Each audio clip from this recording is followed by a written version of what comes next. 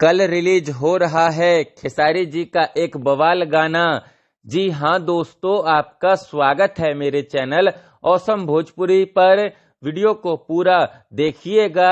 Video पसंद आए तो वीडियो को लाइक और चैनल को सब्सक्राइब कीजिएगा।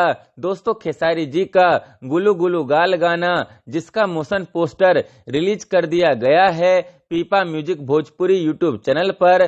दोस्तों, खेसारी जी के इस मोशन पोस्टर में म्यूजिक कमाल का लग रहा है। दोस्तों, खेसारी जी का यह गाना काफी तगड़ा होने वाला है क्योंकि इस गाने को आजाद सिंह ने लिखा है, जो कि भोजपुरी इंडस्ट्री के एक अच्छे और जाने माने राइटर माने जाते हैं। साथ ही इस गाने के वीडियो में खेसारी जी के साथ एक्ट्रेस रानी ने काम किया है।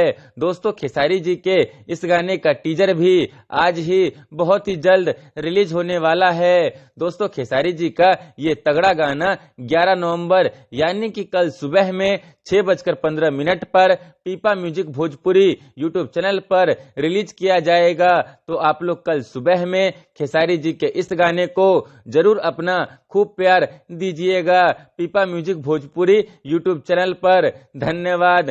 खैर, फिर मिलते हैं दोस्तों किसी नए वीडियो में। वीडियो पसंद आए तो वीडियो को लाइक और चैनल को सब्सक्राइब कीजिएगा।